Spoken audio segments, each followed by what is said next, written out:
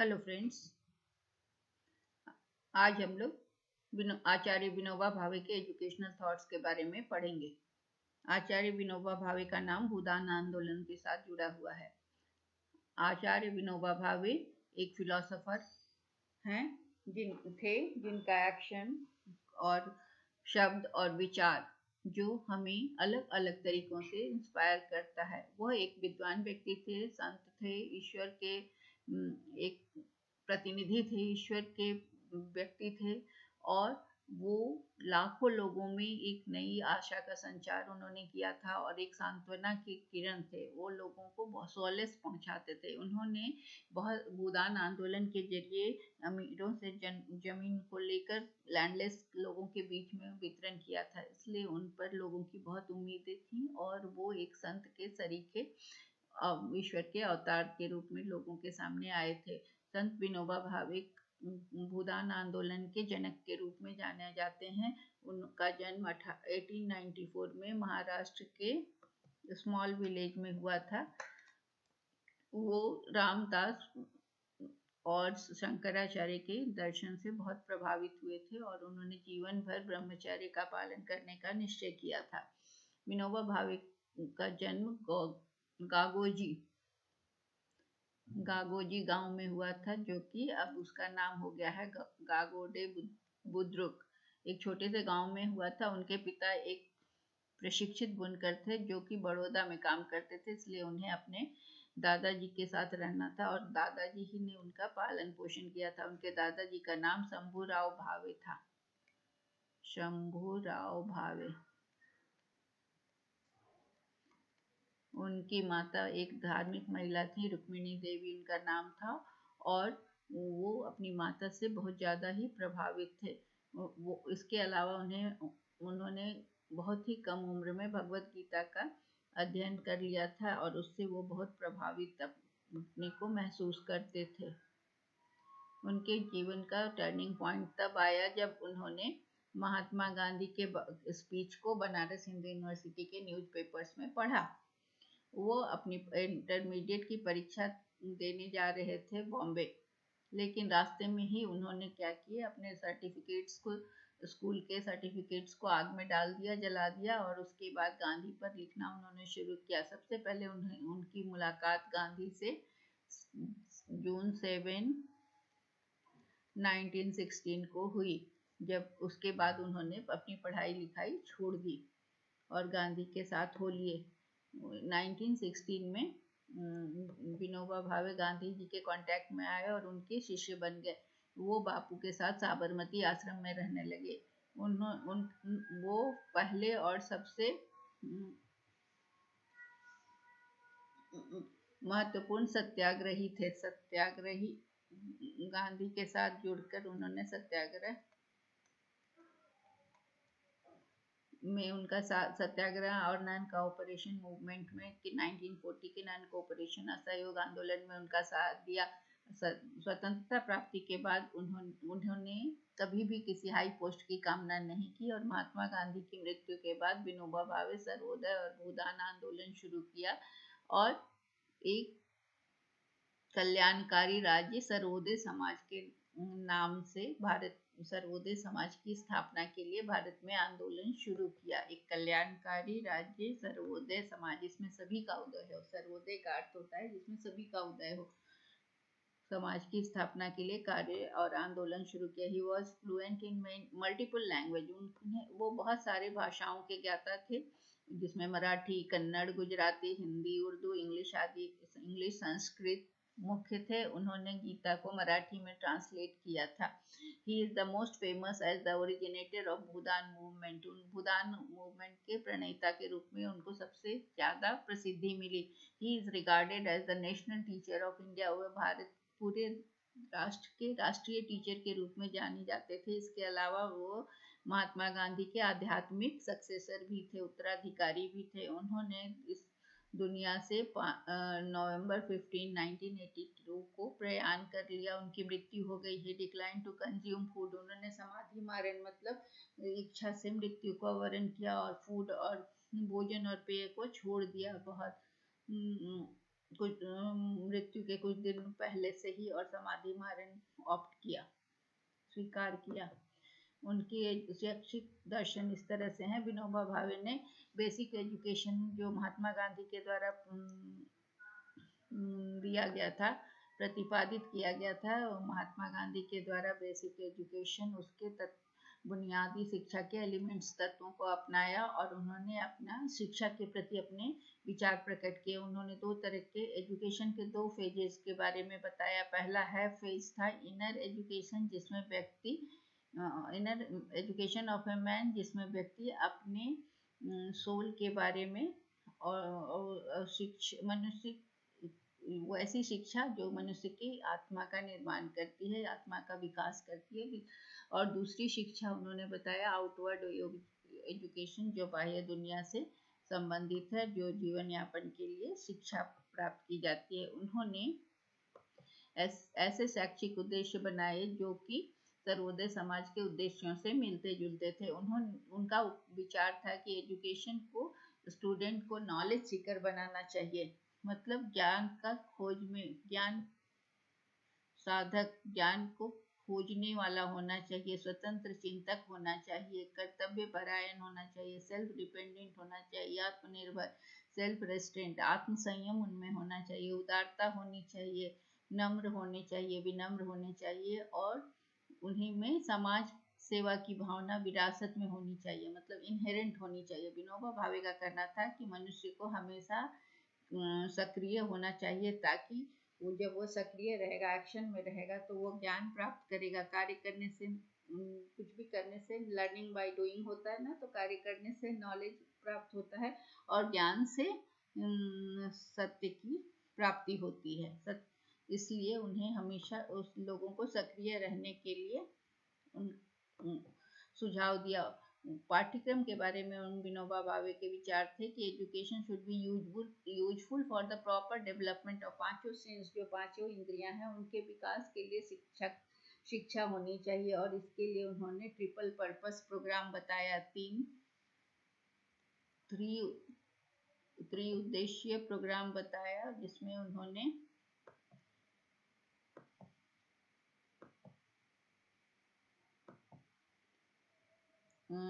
Triple purpose programme,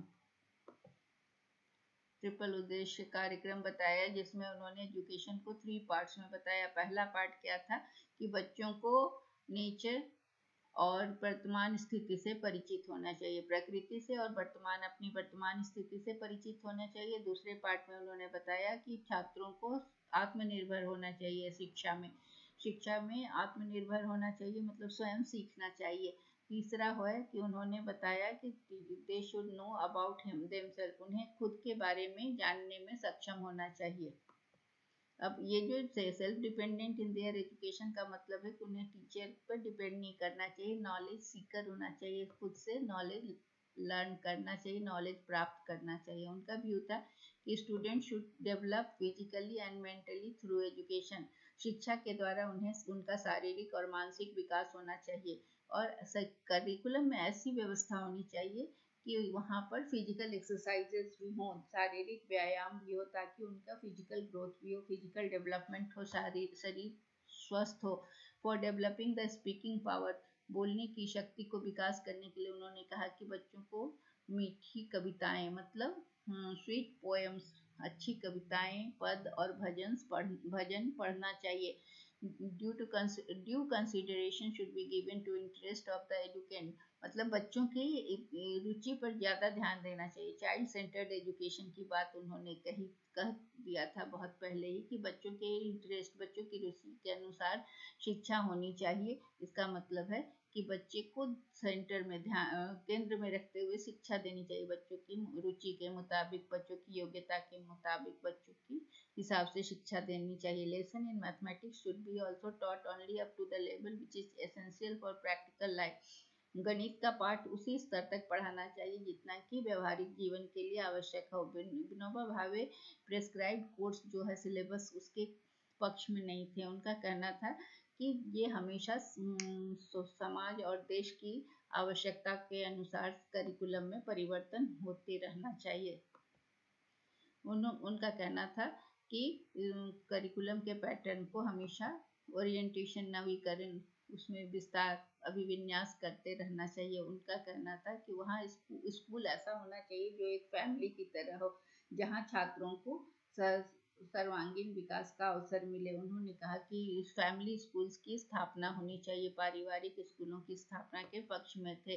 उनका कहना था कि शिक्षा में इस तरह के गुण होने चाहिए कि ये स्टूडेंट को सेल्फ आत्मनिर्भरता, बौद्धिक आत्मनिर्भरता प्रदान करे। मतलब बौद्धिक आत्मनिर्भरता का मतलब हुआ कि वो इंडिपेंडेंट थिंकर हो, उनकी सोचने की शक्ति का विकास होना चाहिए। इंडिपेंडेंट थिंकर मतलब बौद्धिक सेल्फ रिलायंस, मतलब स्वयं से सोचने में समर्थ होने चाहिए। इसमें किसी का सपोर्ट नहीं चाहिए, कोई teacher. If this were to become the chief aim of learning, अगर यह शिक्षा का मेन एम हो जाए तो होल प्रोसेस ऑफ लर्निंग जो है वो ट्रांसफॉर्म हो जाएगा। वो अगर सेल्फ इंटेलेक्चुअल सेल्फ रिलायंस मिल जाए, बौद्धिक आत्म निर्भरता प्राप्त हो जाए, तो पूरी अधिगम जो है वो एकदम अधिगम की प्रक्रिया बदल जाएगी।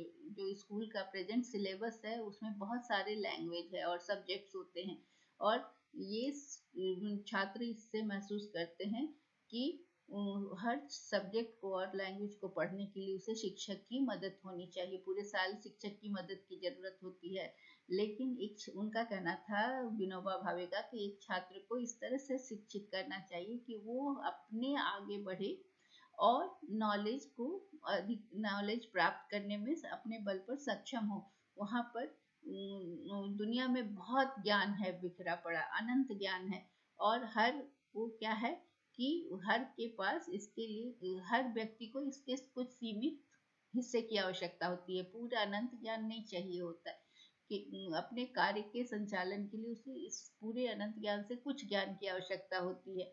इसलिए यह सोचना गलत है कि जीवन ज्ञान किसी भी स्कूल में हो सकता है। जीवन ज्ञान किसी स्कूल में नहीं हो सकता है। उनका मानना था, विनोबा भावे का, जीवन ज्ञान जो है वो जीवन से सीखना है, जीवन की घटनाओं से सीखना है, जीवन को मतलब अपने ढंग से जीकर लर्निंग करनी है।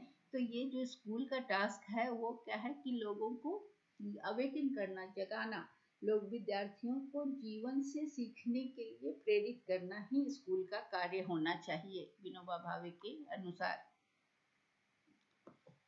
सेल्फ सफिशिएंसी, आत्मनिर्भरता के बारे में कहना है कि उनका कहना है कि इसका 3 अर्थ है। आत्मनिर्भरता का 3 मीनिंग है। पहला मीनिंग क्या है कि one should not depend upon others for one's daily bread. हमारे जीवन की रोज की आवश्यकताओं के लिए हमें दूसरे पर निर्भर नहीं होना चाहिए। दूसरा कहना था, सेकंड था कि one should have developed the power to acquire knowledge for oneself. हर व्यक्ति को इस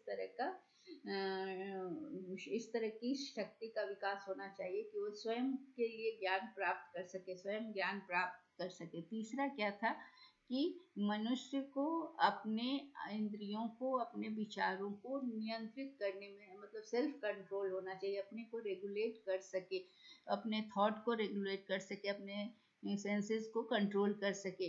बॉडी का स्लेवरी, अपने थॉट का स्लेवरी जो है वो उस विनोबा भावे के कहना था कि ये गलत है। क्योंकि अगर बॉडी की स्लेवरी हम क्यों करते हैं? पेट के लिए, पेट को भरने के लिए, पेट की खातिर हम शरीर की गुलामी करते हैं। इसलिए एक स्वतंत्र जो मनुष्य है उसको क्या है, अपनी लिविंग हैंडीक्राफ्ट से, हस्तशिल्प के माध्यम से जीविका अर्जित करने को सीखना चाहिए। इसलिए उन्होंने हस्तशिल्प पर बहुत महत्व दिया। उन्होंने हर व्यक्ति को हस्तशिल्प के द्वारा जीविका अर्जित करने की बात पर जोर दिया। माइंड का स्लेवरी उन्होंने दिमाग की गुलामी, अपने विचारों की गुलामी को उन्होंने गलत ठहराया। कहा कि अगर कोई व्यक्ति अपने लिए नहीं सोच सकता है और एक स्वतंत्र निर्णय नहीं ले सकता है, खुद से अगर अपने लिए नहीं सोच सकता, खुद से निर्णय नहीं ले सकता, तो उसका माइंड क्या है, दूसरे के अंडर में है, वो गुलामी में है, उसका मन गुलाम है। तो जो एक स्वतंत्र व्यक्ति होता है वो उसको उसमें इंडिपेंडेंट, स्वतंत्र विचार की शक्ति होनी चाहिए। तो इसलिए भावनाओं की जो गुलामी होती है और इंद्रियों की जो गुलामी होती है वो उसको उन्होंने गलत ठहराया और कहा कि शिक्षा का उद्देश्य यही है कि ये अपनी इच्छा और इमोशंस की जो गुलामी है और उनका जो तानाशाही है उससे मुक्त होने की दिशा में प्रयत्न करना ही शिक्षा का उद्देश्य है। अपनी इच्छाओं का गुलाम नहीं होना है। पेरेंट्स के बारे में उनका कहना है कि माता पिता को 3 प्रिंसिपल्स माइंड में रहना चाहिए जब बच्चों के एजुकेशन के बारे में सोचते हैं। पेरेंट्स को ये नहीं सोचना चाहिए कि उनका ड्यूटी खत्म हो गया जब बच्चों की नौकरी मिल गई और शादी हो गई, उनके कार्य खत्म नहीं होते, बल्कि उनको तभी सेटिस्फैक्शन होना चाहिए पूरी तरह से जब उनके बच्चे हैप्पी हों, खुश हों, कुशल हों और अपने पड़ोसियों के द्वारा सम्मानित हो, तभी पेरेंट्स को खुश होना चाहिए। केवल शादी कर देने से और शिक्षा पूरी करने से खुश नहीं होनी चाहिए, उन्हें एक सफल व्यक्ति बनाकर खुश होना चाहिए। टीचर के बारे में विनोबा भावे का कहना है कि टीचर आइडियल वही होगा जो कि जिसका चरित्र उच्च हो, जो कर्तव्यनिष्ठ हो, ड्यूटी बाउंड हो, अच्छी स्वभाव वाला हो, मीठे स्वभाव वाला, मधुर स्वभाव वाला हो, विनोदी हो और व्यवहारिक हो, वास्तव में व्यवहारिक हो, आत्मनिर्भर हो, मिलनसार हो, सहिष्णु हो और प्रकृति का प्रशंसक हो और मानवता का प्रेमी हो। तो शिक्षक में सारे इस तरह के पॉजिटिव क्वालिटीज होने चाहिए। विनोबा भावे का कहना था कि बेसिक एजुकेशन को एक रियलिटी बनाना।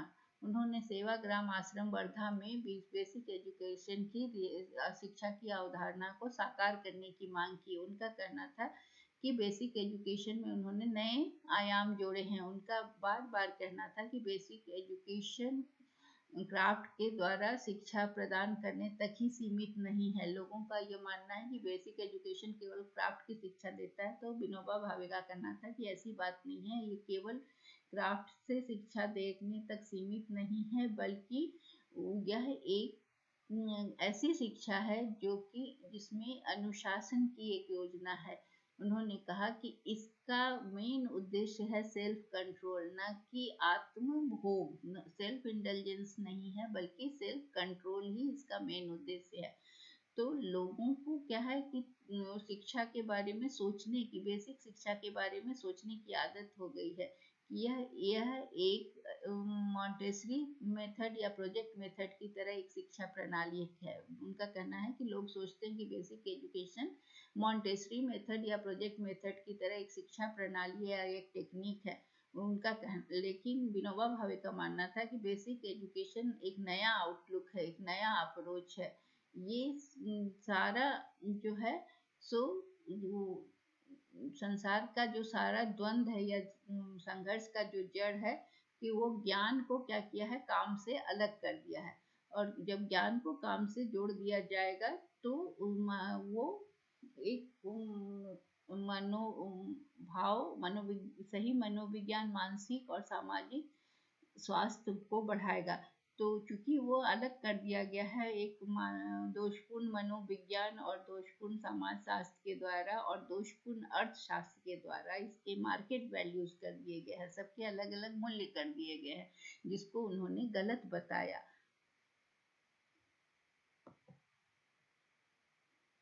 उनका कहना है कि अगर साइंस हमें भौतिक नियमों को बताता है और धर्म हमें अपने सेल्फ की जर्नी की ओर ले जाता है, अपने आप की आत्म यात्रा पर ले जाता है, तो अगर नॉलेज जो है विज्ञान का ज्ञान को सेल्फ के आत्म ज्ञान के साथ जोड़ दिया जाए तो education through craft can prove, तब उस वहाँ शिल्प के माध्यम से अगर शिक्षा दी जाएगी तो एक सर्वोदय समाज की स्थापना या सभी के उत्थान का लक्ष्य को प्राप्त किया जा सकता है। उनका कहना है जिस तरह विज्ञान को आत्मज्ञान के साथ जोड़ा जाए और क्राफ्ट को एजुकेशन को क्राफ्ट के जरिए दिया जाए तो हर किसी को एक शिल्प की शिक्षा मिल जाएगी। तो हर व्यक्ति, जहाँ पर भारत जैसे देश में जहाँ पर अशिक्षा, बेरोजगारी और बढ़ता हुआ पॉपुलेशन है, तो वैसे देश में ये विजन जो है यह सबको रोजगार देगा और इस तरह की समस्याओं से समाज को मुक्त करेगा। इसलिए उन्होंने बेसिक एजुकेशन के लिए बहुत ज़्यादा जोर दिया। उनका कहना था कि एजुकेशन और लिटरेचर के क्षेत्र में भी उन्होंने अमूल्य अंतर्दृष्टि प्राप्त की, इनवैल्यूएबल इंसाइट, अंतर्दृष्टि प्रदान की। उनका कहना था कि जैसे teacher should be student oriented, उनका कहना है कि छात्र, शिक्षक जो है वो छात्र उन्मुख हो, स्टूडेंट ओरिएंटेड हो, और स्टूडेंट जो है वो छात्र ओरिएंटेड हो, और फिर दोनों टीचर और स्टूडेंट जो हैं पहले तो एक दूसरे के प्रति उन्मुख हों और उसके बाद दोनों मिलकर नॉलेज ओरिएंटेड हो। और नॉलेज ओरिएंटेड होने के बाद क्या होगा कि नॉलेज फिर क्या हो, सर्विस ओरिएंटेड।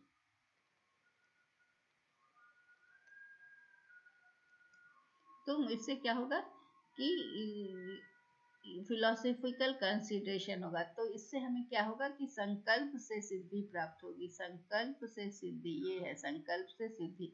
और स्वराज्य शास्त्र, स्वदेशी और नॉन कोऑपरेशन को नया महत्व मिलेगा। तो इस डॉक्टर उषा ठक्कर का कहना है कि विनोबा भावे जो है वो as a symbol of struggle for good, वो किस चीज के लिए स्टैंड करते हैं कि बुराई से के खिलाफ अच्छाई के संघर्ष के लिए, सांसारिक के खिलाफ आध्यात्मिक के लिए, बुराई के खिलाफ अच्छाई के लिए, सांसारिक के खिलाफ आध्यात्मिक के लिए वो खड़े हैं, संघर्ष के प्रतीक के रूप में खड़े हैं। वो एक आध्यात्मिक दूरदर्शी थे जिनकी आध्यात्मिकता में क्या थी कि वंचितों के लिए गहन चिंता थी, जो डिप्राइव्ड लोग थे उनके लिए गहन चिंता थी, और उनके लिए एक व्यवहारिक रुख था। तो उनका जीवन क्या था कि अहिंसक तरीकों से परिवर्तन लाना, और उनकी आध्यात्मिकता जो थी वो उच्च स्तर की थी, जिसमें मानवीय मूल्य और प्रेम कूट कूट कर भरा हुआ था। तो शिक्षा का कार्य क्या है विनोबा भावे के हिसाब से? तो शिक्षा का कार्य है कि life knowledge can be only had from life. उनका कहना है कि जीवन का ज्ञान जीवन से ही प्राप्त हो सकता है, जीवन को जीने से, जीवन में के कार्य करने से। तो इसलिए स्कूल का कार्य क्या है, उन्होंने कहा है कि स्कूल का कार्य यही है कि छात्रों को जीवन से सीखने की शक्ति को जगाना है। स्कूल का कार्य है कि छात्रों में ये शक्ति को जगाए कि वो जीवन से सीख सके। जो व्यक्ति के पास सच्ची शिक्षा है वह सही में फ्री और स्वतंत्र है, मतलब वह स्वतंत्र है और आत्मनिर्भर है। वो first and last part of जो इस सेल्फ सफिशिएंसी का है वह यह है कि body must be educated and made skilled in A craft. मतलब क्या है कि शरीर को शिक्षित बनाया जाए और कम से कम एक शिल्प में, वन क्राफ्ट में उसको स्किल्ड बनाया जाए। विनोबा भावे का पूरा नाम विनायक नरहरि भी था और उन्हें नेशनल टीचर ऑफ इंडिया कहा जाता था। इसके अलावा वो महात्मा गांधी के स्पिरिचुअल सक्सेसर थे। नेशनल टीचर कहा जाता था, although he was drop out, फिर भी उन्हें राष्ट्रीय शिक्षक कहा जाता था। विनोबा भावे का भूदान आंदोलन बहुत लोकप्रिय है और उन्होंने 13 साल में पूरे देश का भ्रमण किया, 1951 से 1964 को। फिर अक्टूबर 5, 1940 को विनोबा भावे पहले पर्सन थे जिन्हें गांधी जी ने इंडिविजुअल, व्यक्तिगत सत्याग्रही के रूप में चुना। इस तरह से उन्होंने भूदान आंदोलन के द्वारा देश के लैंडलेस लोगों के लिए जमीन इकट्ठा किया और उनमें डिस्ट्रीब्यूट किया। So that's all about Vinoba Bhave. Thank you.